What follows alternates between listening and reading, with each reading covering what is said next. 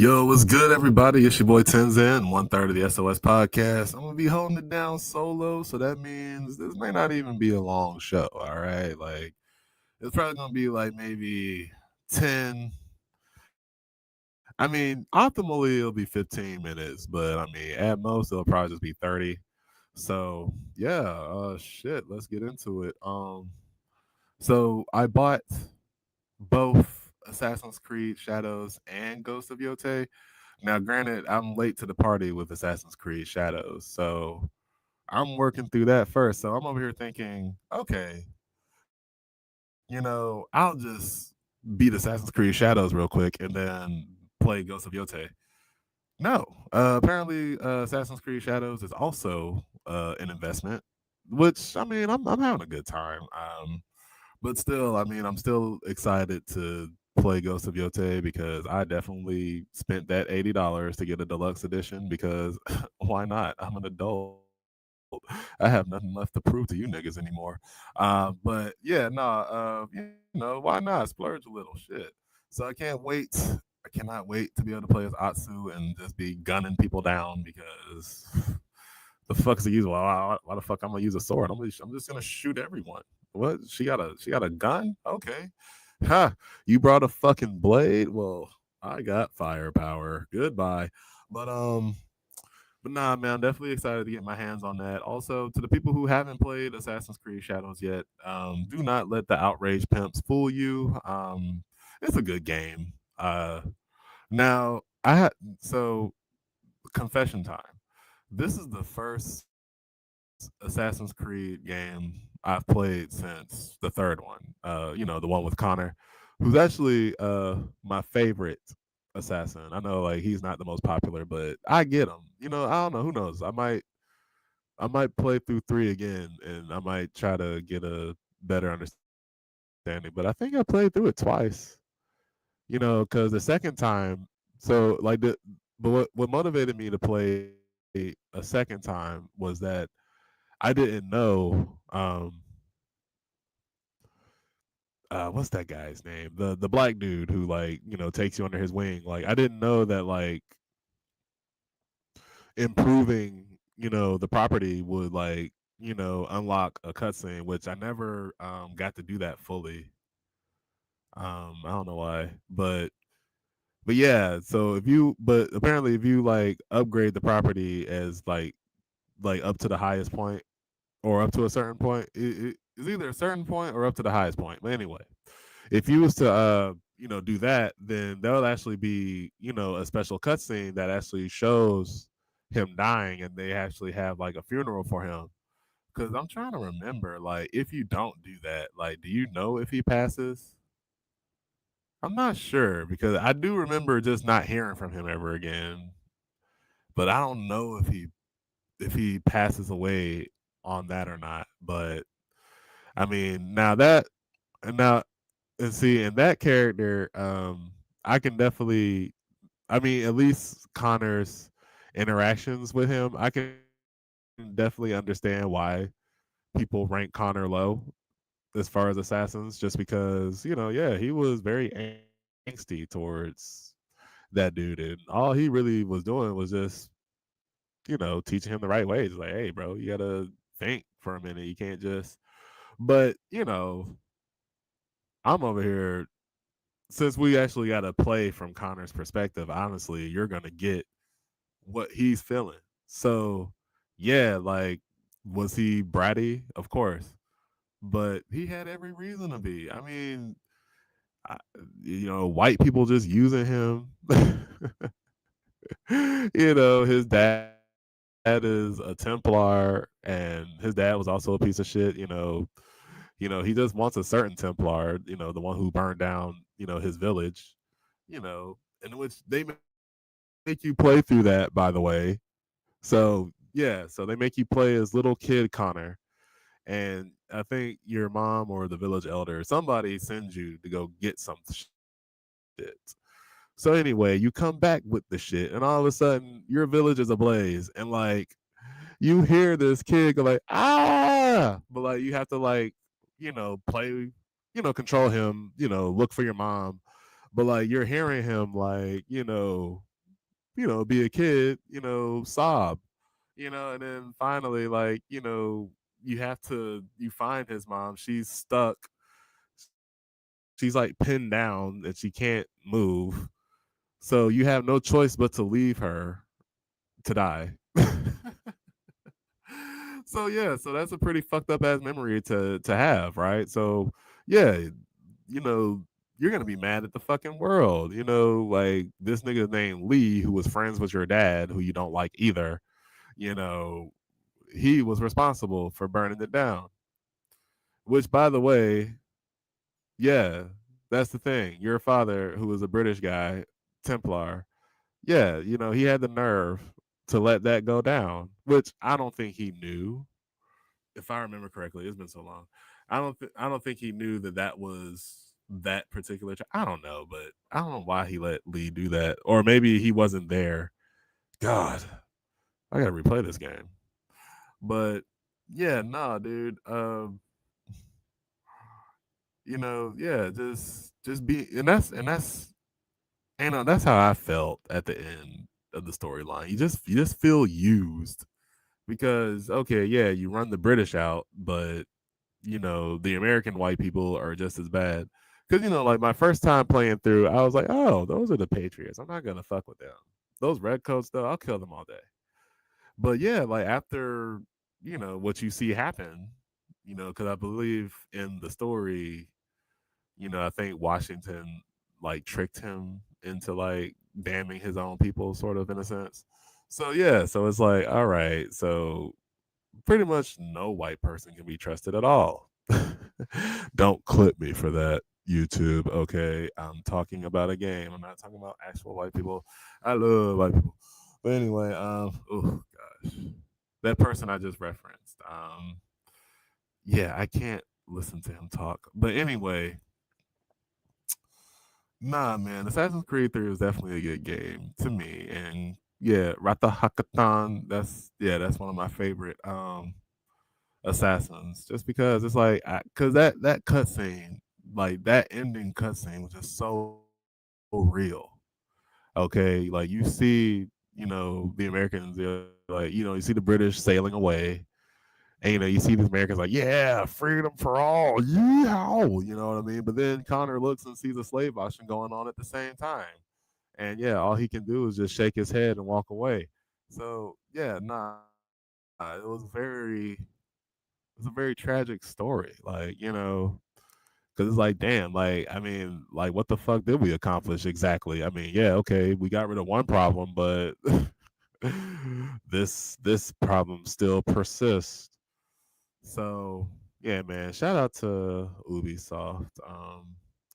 And this game here, Assassin's Creed Shadows. So well, that was like a huge tangent into Connor, but the original reason why I make the point that I never played Assassin's Creed since 3 before Shadows. All right, I'm currently playing Shadows, but literally the last Assassin's Creed I played was the third one. Now, apparently, according to multiple friends that I've asked, it all started at least with the Egyptian one. What was that? Origins?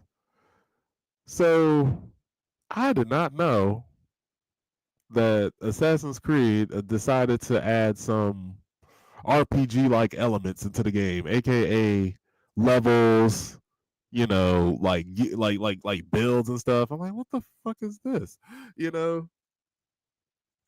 So I was wondering why the assassinate button was red. Well, so apparently on Assassin's Creed Shadows, at least that's what I know, but apparently it's been happening.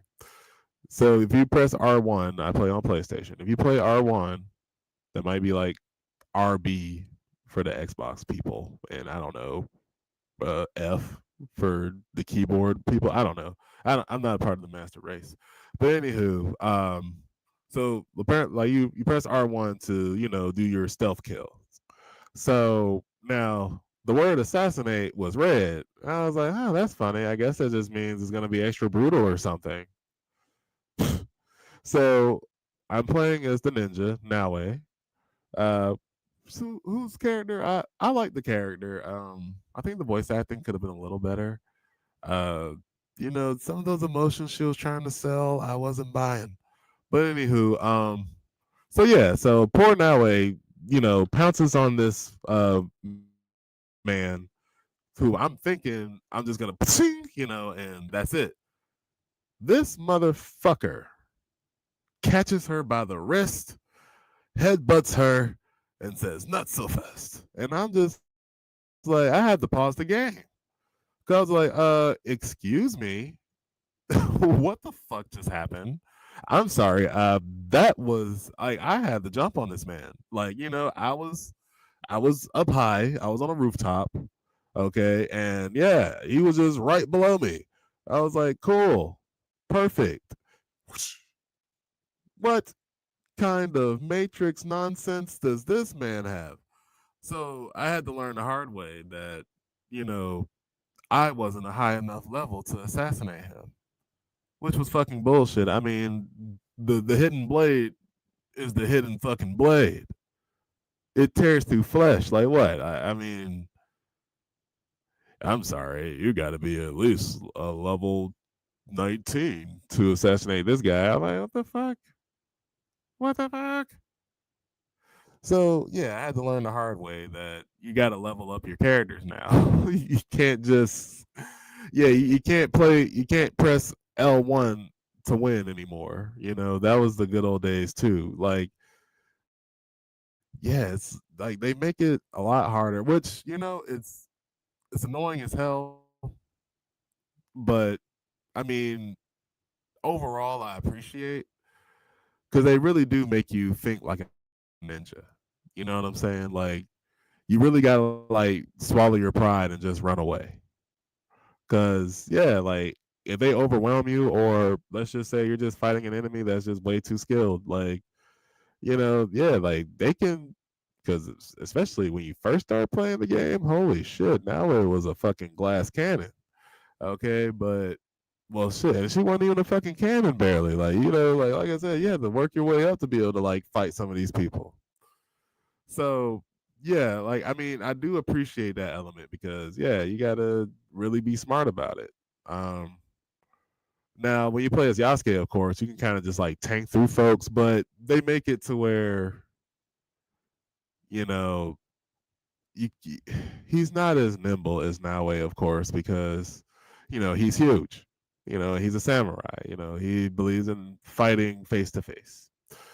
So, and like his stealth kills, if once you unlock them, they're pretty fucking loud. Anywho, he just well, no, he doesn't do that. He'll like dramatically slash them through the midsection and then behead them. Which I'm like, well, damn, all of China hears that you're here, knows that you're here. I don't know what I'm saying anymore. I'm actually about to reach the optimal time of talking, and I still got more stuff to talk about. So who knows? We might get to 30. But don't count on it. But anywho, yeah, it's you really gotta like it's not necessarily hard, like difficult, but you really gotta think about what you're doing. And I appreciate that. So obviously the most optimal times to go do raids is at night, but I'm a rebel. I like to play during the day because I like to see. Like it's so dark I can't see shit. You know, um, but yeah, I like how they make it to where yeah, like hide in grass. So you're not seen. Hide in the shadows. You can extinguish fucking candles, and which is another crazy thing. The fact that you have to earn the right to double assassinate. I was like, what do you mean I gotta spend a mastery point to double assassinate people? Like that was a given since two. So yeah, that's something to get used to for real. But yeah, the Assassin's Creed, I mean, like I said, um maybe when I'm like, because once I beat the story, I'm gonna jump straight to Yote. But I feel like once I like get bored of Yote, then maybe I'll probably try to circle back to Assassin's Creed to try to do more of the extra stuff. But the thing is, they kind of force you to do extra stuff because you kind of have to like, it's like you have to find the story missions or be at a high enough level to be able to do them. Now there's some story missions where you kind of have to just be low leveled, but yeah, like for the most part, like you kind of have to do like different things, like different little random stuff, like contracts at different, what's that, Cacarega, Corregas, or is it a Correga? Whatever that word is, it's definitely like you can buy different hideouts and you can just do little contracts, you know what I mean, for munions and different resources. But then there's also like secret chests that you can't open unless you're either a certain rank or you do a certain thing. With some of them, I'm like, well, what the fuck do you do to get it to open? I need whatever's in that motherfucker. But like I said, man, Assassin's Creed Shadows, fun game overall. Don't, like I said, don't let these outrage pimps fool you, okay? Because that's the thing, which is ironic. It's like people say, "Oh, it was the feminists and stuff ruining gaming," and the whole time it was the motherfuckers bitching and moaning. Which even I knew that, and I was falling for the anti SJW shit. You know what I'm saying? Because I was thinking to myself, like, I mean, we can just play the games we want to play. I mean, if a game sucks, it just sucks. End of story. But they always was trying to sneak in little, like, I don't know, little political reasons that just didn't make sense. Like, yeah, it's because they had a lady in the game. I'm like, nah, the game was just a piece of shit. I don't think it was because of the woman. I mean, because even though there was a man on the game, like the game would still just suck. But yeah, that was just weird, man. Uh, they just molded into, well, now, like I said, this is a business of outrage pimps. Um, which it's mostly, and it's crazy how the cycle continues because I swear every decade, like, or every era had these movements, like, yeah, we're tired of political correctness. Like, in the 70s it was probably called something else. But yeah, there was like a rise in, like, see, and that's where I'm conflicted, right? Because obviously, men need other men, for guidance, at least like more experienced men for guidance, and to just tell them, hey man, this is what flies, this one don't. This is how you do this. Like, like giving people advice for, at least the society they live in. But, once they start tipping into that weird category, like, yeah, that is why, feminism is a lie, or, did y'all notice that they took God out of schools? And you're just like, what? So yeah, man. Do what everybody has always told you to do when it comes to media. Definitely try it out for yourself. Don't let anyone sway your opinion. I mean, unless it's an opinion that you just overall trust. I mean, if that's the case, then fuck it. But you would be surprised. You know what I'm saying? Um, a lot of to case in point myself, I always seen people like diss on Steven Universe, right, for being, soft and, like, oh, what's this pussy shit, right? But then, and I fell for it because, like, I mean, look at it. I mean, yeah, what the fuck? He got his pink shirt on and stuff and crying, doing these weird dances and what? Yeah, what is this pussy ass shit? You know? But then I actually watched it and I'm like, holy shit, I understand this pussy ass shit and I can agree with it, So, like I said, man, like, try shit out on your own. Try shit out on your own. Because if I had listened to the outrage pimps for Assassin's Creed Shadows, I would not be having a pleasant time that I'm having. And it's like such a load of bunk. I mean, I think the main outrage, like what was it? What was some dumb shit they were trying to say? Well, and it's only like now, granted, it's the type of shit that only made sense to the people who already are kind of like in the loop on this stuff or who already agree with the outrage pimps that be out there. But I think they were trying to push the narrative that it's emasculating to Japanese men because a black person was fulfilling a role that a suitable Japanese character could. Oh shit, my bad. Uh, See, my mind is altered, and I was about to do the voice, but y'all not canceling me. Um, but yeah, it's like I think they're trying to say that it's emasculating to Japanese men because they put a black person in a role that should have been filled by a Japanese male, and you know, which is just weird, honestly, because I mean there is a Japanese character. Granted, she's fictional, but yeah, I mean there's Naue, and one of the running jokes was, "Yo, she's such a good ninja that these outrage pimps didn't know that she was in the game. Like they forgot she was in this motherfucker." But also that's, I mean, I don't know if I couldn't. That's like me watching Tarzan and saying, "Wow, that's fucking emasculating." There's so many other black people that they could have used for that, which honestly, like, no, it would have been very offensive. Uh, but still, that's what it feels like, or was it? That's like, I'm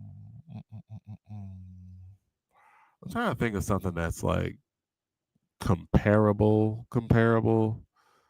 like as far as like black people, because the thing is, I mean, Yasuke, whether he was a real person or not, I mean, he was at least at the very least a legend. But now there's like there's like Portuguese primary sources that back up his existence as well. And his image has been used in Japanese media before. So, I mean, but still, whether he's real or not, I mean, okay, like, yeah, anybody could have been a samurai,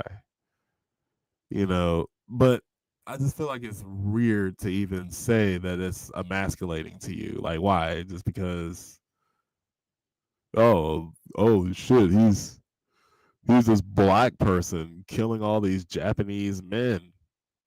And I'm just like, okay. I mean, and shout out to, I believe, Birdman, the Birdman who pointed out this example. I mean, Chris Redfield was killing Africans. I mean, I niggas was not pressed by that. You know what I'm saying? There's plenty of movies where there's a white dude, there's random white guy beating up a bunch of Asian people. You know what I'm saying? So, and that's bad. That's that y'all didn't complain about that. So, hey, what the fuck? Hell, Tom Cruise was a samurai. You know, well, actually, there was bitching about that. So who knows?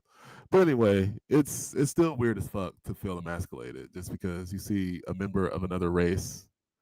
Another example. I mean, there's this. I forgot what it was called, but there was like a movie with Steven Seagal in it where he and Keith David had to, like, I believe it was Keith David. Him and Keith David was fighting, like, you know a Jamaican gang. Did I feel emasculated because this white man was over here just like beating the fuck out of black men? No, the fuck. Anyway, or what was it? Blood Diamond. Holy fuck! How the fuck? Why they got? I mean, of all the African people, Leo DiCaprio. Why they? Just I don't know. It's just bitch shit. You know what I mean? Like that's really what it is. Just bitch shit. you know. Um, I mean, so they use a historical figure, which is, I believe, he was supposed to be the first historical figure, like the first playable historical figure, or legend, whichever. I don't know. Argue with an actual historian. But then then other people would say, oh, he wasn't a samurai per se. He was a retainer, which if you look up what a retainer was pretty much a samurai. So, and other people try to say, oh well, we heard Oda Nobunaga was pretty funny, so he was probably getting messed with. And I'm like, I mean, possibly, shit. I mean, it was like what, the 1500s. Like, what does that prove? I mean, and also apparently, which I finally see the character. Apparently, there is an optional relationship thing where there's this character named Ibuki or Ibuki, which however you say it. They. I'm sorry. Yeah, if you read their bio, they're referred to as they. So I believe that's the person in question. So yeah, apparently there is an optional relationship between Yasuke and Ibuki, which is an option. So yeah, so maybe who knows? Maybe Yasuke was maybe he was gay for pay. Maybe he was fluid. I don't know. He lived he lived centuries ago. But shoot, man, I guess that'll do it. I mean, hey, 25 good minutes. That's not bad. But anyway, man, hopefully I have a guest next week. Oh, exciting news. I have been nominated for Best New Artist in the Smoke and Chill Awards. Hey, first ever Best New Artist. Vote for me. I will be promoting that too. But anyway, man, this is your boy Tenzin. I'm gonna check on B once I sign off. But yeah, man, y'all take it easy this week. Peace. Hold on. Well, I gotta sit through the awkward wait for the stream